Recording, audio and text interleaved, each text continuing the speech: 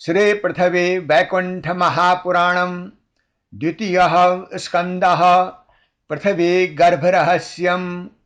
ईश्वरः पृथिव्याः निवासिनः पृथिव्याः मातुः केन्द्रे स्थितस्य उष्णचन्द्रस्य विषये सहस्राणि रहस्यानि प्रकाशयति।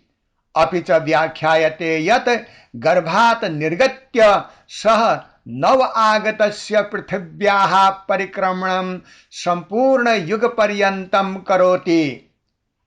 ईश्वर पृथ्वीवासियों को धरती माता के केंद्र में स्थित गर्म चंद्रमा के बारे में हजारों रहस्यों को प्रकट करता है और बताता है कि गर्भ छोड़ने के बाद यह नवजात चंद्रमा आने वाली नई पृथ्वी की परिक्रमा पूरे एक युग तक करता है। वैकुंठात्मा ततो भूयः प्राह लोकहिते रतः शृणुते पृथ्वी पुत्राः गर्भरहस्यमद्भुतम्। लोक कल्याण में निरत वह वैकुंठ लोक से आई हुई दिव्य आत्मा फिर बोली, हे पृथ्वी माता की संतानों, अब पृथ्वी के गर्भ से संबंधित एक अद्भुत रहस्य सुनो। यद्गुह्यं बहुकालान्ते ज्ञातव्यं भवतां मया तदद्यहं कथयाम्येव श्रद्धयां श्रोतृमर्हथ। जो रहस्य अत्यंत गूढ़ माना जाता है उसे मैं आज तुम्हें बताती हूं। इसे श्रद्धा, धैर्य और विचार के साथ सुनना चाहिए। पृथिव्याः गर्भ मध्यस्थं महत्तेजोमयं पुरा ऊर्जा पिंडम स्थितम दिव्यम कालेन परिपालितम। बहुत प्राचीन काल से पृथ्वी के गर्भ में एक दिव्य तेज और ऊर्जा से युक्त पिंड स्थित था और है, जो समय के साथ विकसित होता रहा। निरंतरम महाशक्ति तस्मिन्नन्तर्निवेशिता येन भूः पोषिता नित्यं धृता च स्थिररूपिणी। उस ऊर्जा पिंड में महान शक्ति निहित थी और वह है। उसी के कारण पृथ्वी को स्थिरता और पोषण प्राप्त होता रहा। गर्भस्थो अपि स तेजस्वी स्वकालं समपेक्षते यथा बीजं प्रसुप्तं स्यात् फलकालम् अपेक्षते। वह तेजस्वी शक्ति गर्भ में रहते हुए भी अपने उचित समय की प्रतीक्षा कर रही थी, जैसे बीज अंकुरित होने के लिए उपयुक्त समय की परीक्षा करता है फल के लिए। यथा गर्भे स्थितो बालो वृद्ध्यं प्राप्य प्रजायते तथा शक्तिपिंडे एव कालयोगेन वर्धते। जिस प्रकार गर्भ में पल रहा शिशु धीरे धीरे विकसित होकर जन्म लेता है, उसी प्रकार वह शक्तिपिंड भी समय के साथ बढ़ता और परिपक्व होता रहा। अदृश्योऽपि जनानां सन स्वकार्यं कुरुते सदा गूढ़रूपेण नित्यं हि प्रकृते शासनानुगः।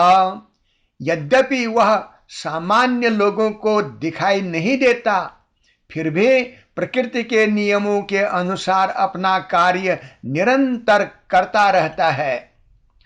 सूर्यस्यापि प्रभावेण भूमिर्गर्भेण चान्वितः ऊर्जारूपेण संस्थाय जीवनम धारयत्यपि।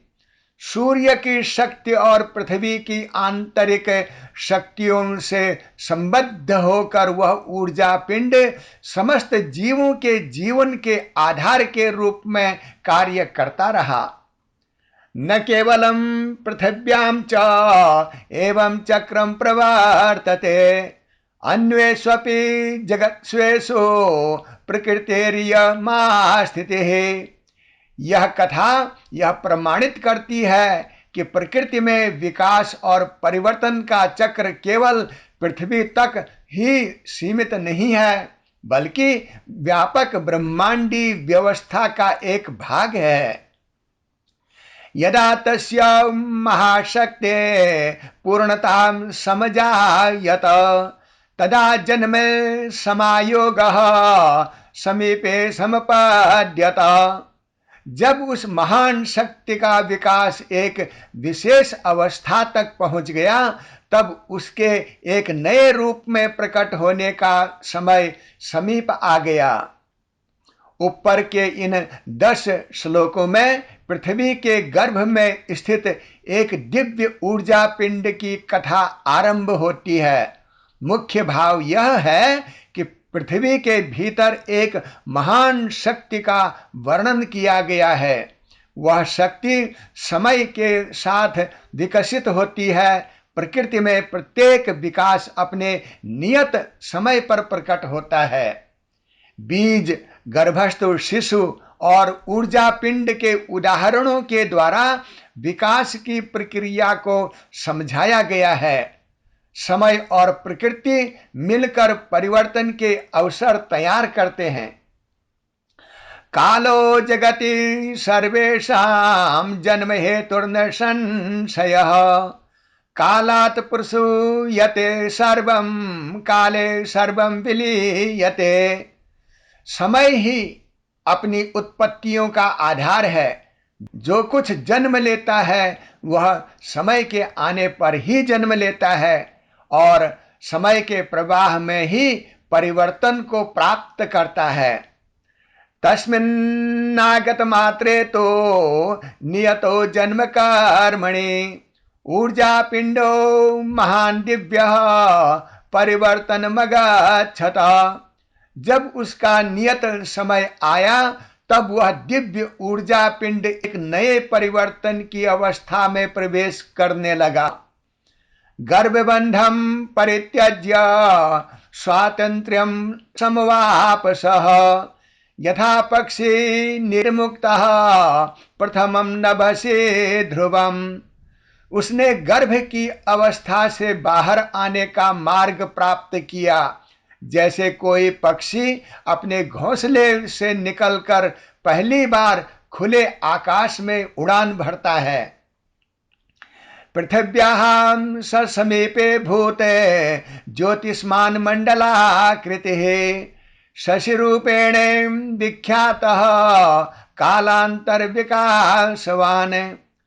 वह एक प्रकाशमान मंडल के रूप में पृथ्वी के समीप स्थित हुआ और चंद्र रूप बन करके विज्ञान के रूप में प्रसिद्ध हुआ। नूतनः स महाचंद्रः पृथ्वीं पर्यवारयत् मातरं परितो नित्यं भक्तपुत्र इव स्थितः। वह नया चंद्रमा उस नई पृथ्वी के चारों ओर स्थित होकर उसकी परिक्रमा करने लगा, मानो माता के समीप रहने वाला एक प्रिय पुत्र हो। तस्य गत्या निशा जाता तस्य ज्योत्स्ना मनोहरा तस्य दर्शनेन लोके शांतिरे भावो अभिवर्धते।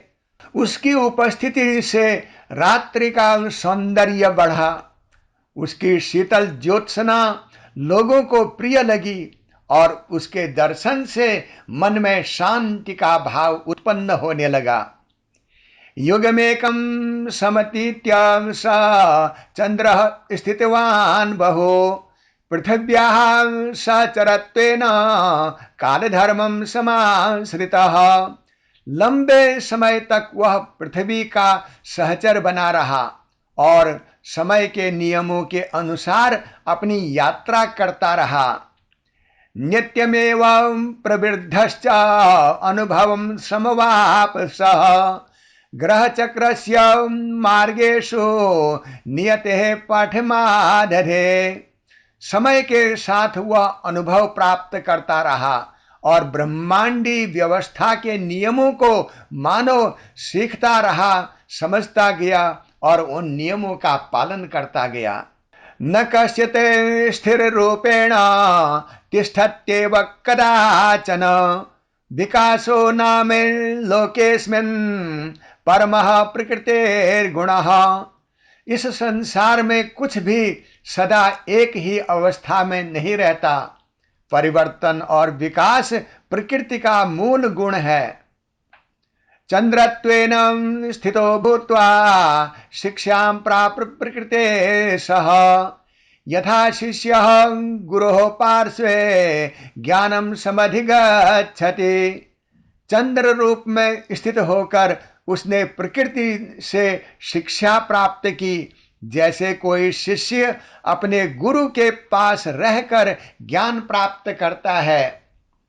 ऊपर के इन 10 श्लोकों में बताया गया है कि समय प्रत्येक परिवर्तन का मूल कारण है। ऊर्जा पिंड एक नए रूप में प्रकट होता है। चंद्रमा बनकर विकास की एक अवस्था के रूप में वर्णित किया गया है। पृथ्वी और चंद्र के संबंध को माता और पुत्र के विज्ञान द्वारा समझाया गया है। प्रकृति निरंतर शिक्षा देती है। परिवर्तन के द्वारा विकास ही सृष्टि का मूल नियम है। ततः काले वशादेव मार्गोऽन्यः समजायत, ग्रहपथस्य परिवर्तनम नियत्या विनियोजितम। समय के प्रभाव से आगे एक नया मार्ग प्रकट हुआ। नियति ने उसके लिए एक नए चरण की व्यवस्था की। नूतनम स्थानमासाद्य नूतनम कर्म चाप्यसौ, विस्तीर्णम लोक कार्यम च स्वीकर्तुम समुपाक्रमात्। एक नए स्थान और नई परिस्थितियों के साथ उसके सामने नए कार्य और नई जिम्मेदारियां उपस्थित हुई। यत्पूर्वं चंद्र रूपेण प्रकाशं विततान सह, तदेवोच्चतरं भूत्वा बुध भावमवापहि। जो पहले चंद्र रूप में कार्य कर रहा था, वह आगे चलकर एक नई और उच्चतर अवस्था को बढ़ा, जिसे इस कथा में उस चंद्रमा का बुध बनना कहा गया है। बुध इत्यं भवन्नाम्ना ग्रह चक्रे प्रतिष्ठितः, सूर्यस्य समीपवर्ती तेजो युक्तो व्यवस्थितः। वह बुध नाम से प्रसिद्ध हुआ और सूर्य के समीप स्थित एक नए ग्रह पथ में प्रतिष्ठित हुआ। चंद्रभावं परित्यज्य न तो स्वभावम त्यजते, विकास एव तस्यासीत रूप भेदो न तत्वतः। उसने अपना पुराना रूप बदला, परंतु उसकी मूल सत्ता या तत्व नष्ट नहीं हुआ। यह विनाश नहीं बल्कि विकास का एक नया चरण था। यथा बालो युवा भूत्वा वृद्धो भवति मानवः, तथैव रूप परिवर्तो नाशो नैव प्रकीर्तितः। जैसे मनुष्य बालक से युवा और फिर वृद्ध बनता है, वैसे ही रूपों का परिवर्तन विकास का संकेत है, न कि पूर्ण नाश का। बुधत् से तत् भवेत् पूर्वं रहस्यं परमाद्भुतम्, युगकोटिषु दुर्लभ्यम श्रोतृणां विषयावहम्। यह कथा बुध के रूप में एक अद्भुत और दुर्लभ रहस्य प्रस्तुत करती है, जो श्रोताओं के लिए आश्चर्य का विषय बनता है। ग्रहाणामपि जीवंतम चक्रम भवति शाश्वतम, जन्म वृद्धिरे विकासश्च नियतेः शासनानुगः।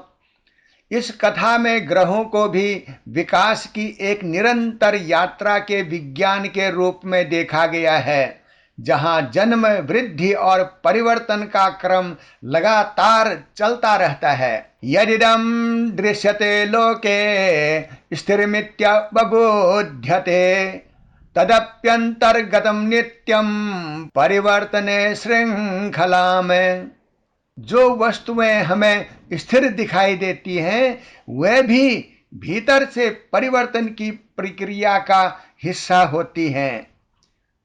अतएव मनीषिं स्यात् यो नित्यं चिन्तयेद्दिदं कालस्य महती शक्तिः सर्वभावान् परिवर्तयेत्। इसीलिए बुद्धिमान व्यक्ति को यह समझना चाहिए कि समय की शक्ति अत्यंत महान है और वह सभी अवस्थाओं को बदलने की क्षमता रखती है। ऊपर के इन 10 श्लोकों में मुख्यतः यह विचार प्रस्तुत किया है कि परिवर्तन प्रकृति के स्वाभाविक नियम है। विकास का अर्थ पुराने रूप का नाश नहीं बल्कि नई अवस्था की प्राप्ति है। समय और नियति जीवन तथा जगत के क्रमिक विकास के विज्ञान हैं। जो स्थिर दिखाई देता है वह भी परिवर्तन की प्रक्रिया में सम्मिलित होता है। बुद्धिमान वही है जो परिवर्तन को समझकर उसके अर्थ पर विचार करता है। पृथ्वी गर्भधात्री च चंद्र जनन कारिणी लोकमाता जगद्धात्री नित्यमेव नमोस्तुते। हे पृथ्वी माता, आप धारण करने वाली, पालन करने वाली और समस्त जगत की माता हैं। आपको बार बार प्रणाम है। यस्याः कुक्षो रहस्यानि लोकैरज्ञात पूर्वकाः तस्यै वसुन्धरायै वे प्रणामहं शतशो मम। पृथ्वी के भीतर अनेक ऐसे रहस्य छिपे हुए हैं जिन्हें मनुष्य पूरी तरह नहीं जान पाया है।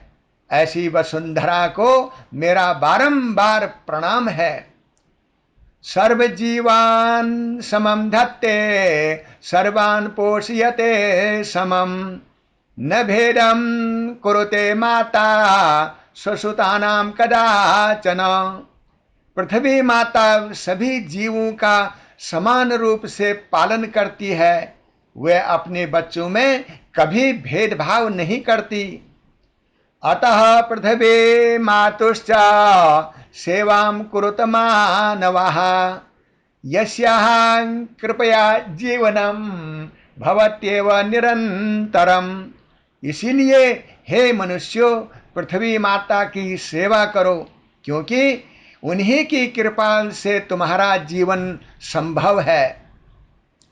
यह पृथिव्याः परित्राणे यत्नं कुर्यात् समाहितः स एव धर्म मार्गस्थो मातुः प्रियतमो भवेत्। जो व्यक्ति पृथ्वी की रक्षा और संरक्षण के लिए प्रयास करता है वही वास्तव में धर्म के मार्ग पर चलता है और पृथ्वी माता को प्रिय होता है।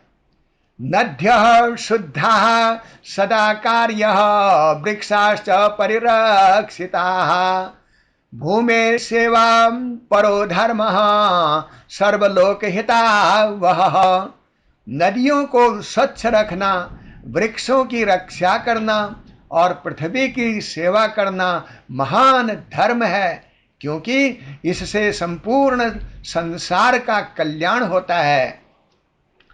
अन्नम जलम च वायुः च भूमिर्दानानि नित्यशः तस्मात् कृतज्ञता भावः सर्वेषां हृदि वर्तताम्। अन्न, जल और वायु हमें पृथ्वी से ही प्राप्त होते हैं। इसीलिए प्रत्येक मनुष्य के हृदय में पृथ्वी के प्रति कृतज्ञता का भाव होना चाहिए। लोभेन पीडिता भूमिरे न सुखं दातुमर्हति प्रेमणा पूजिता माता सर्वसमृद्धिदायिनी। यदि पृथ्वी का शोषण किया जाए तो वह दुख का कारण बन सकती है, किंतु यदि उसका सम्मान और संरक्षण किया जाए तो वह समृद्धि और सुख प्रदान करती है। गर्भ रहस्यम यदुक्तम तदेकम चिंतनीयकम न केवलम कथारूपम किंतु भाव प्रबोधकम। अब तक जो गर्भ रहस्य की कथा कही गई है उसे केवल कहानी न समझा जाए। उस विज्ञान का उद्देश्य गहन चिंतन और जागृति उत्पन्न करना है। जगतः सर्वरूपेषु मातृभाव व्यवस्थितः, यत्र माता तत्र नित्यम स्नेह धारा प्रवर्तते। संसार के अनेकों रूपों में मातृत्व का भाव विद्यमान है। जहाँ माता का भाव होता है वहाँ प्रेम, संरक्षण और करुणा की धारा प्रवाहित होती है। ऊपर के 10 श्लोकों में पृथ्वी माता की महिमा का वर्णन है। पृथ्वी माता सभी जीवों की समान रूप से धारण और रक्षा करती है। पृथ्वी के प्रति कृतज्ञता और सम्मान आवश्यक है। वृक्षों, नदियों और प्रकृति की रक्षा धर्म का महत्वपूर्ण भाग है।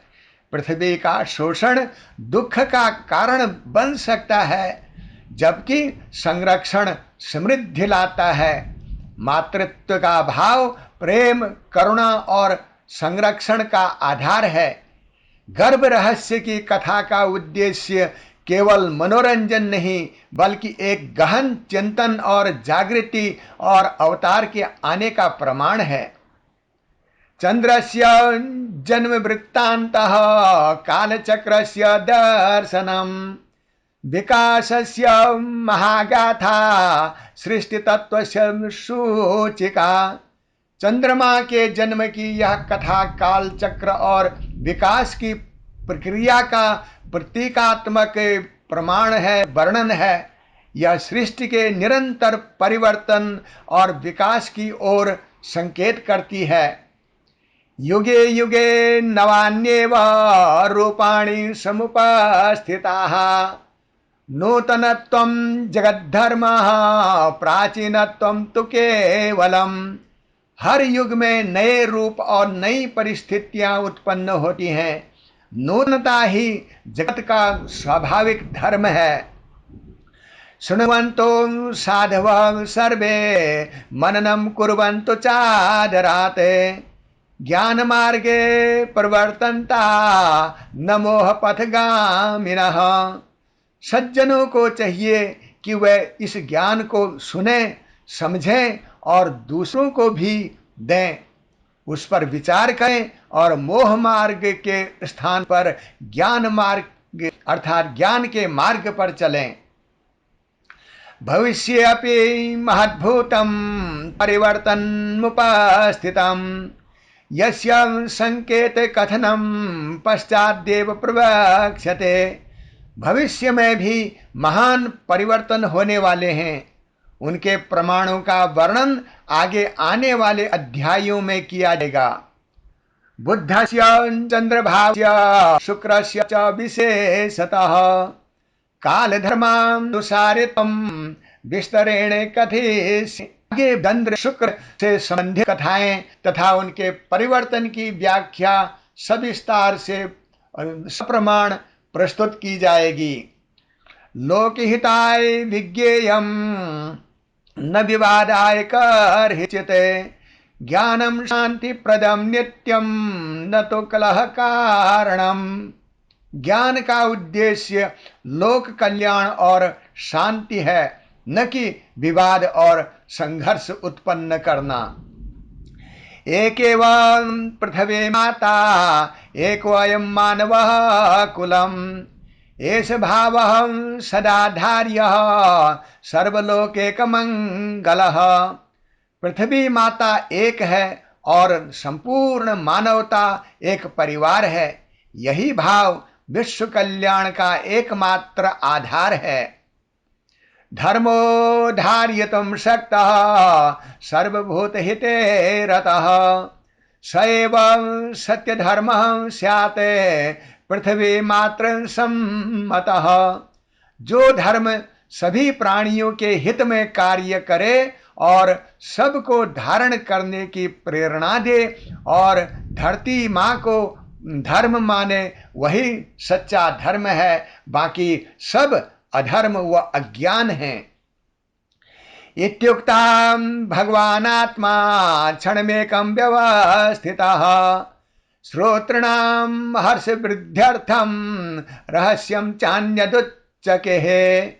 ऐसा कहकर वह वैकुंठ लोक से आई हुई दिव्य आत्मा कुछ क्षण रुकी और फिर श्रोताओं के हित के लिए आगे के रहस्यों का वर्णन करने की तैयारी करने लगी। इति द्वितीय परिच्छेदे पृथ्वी गर्भ रहस्यम समाप्तम।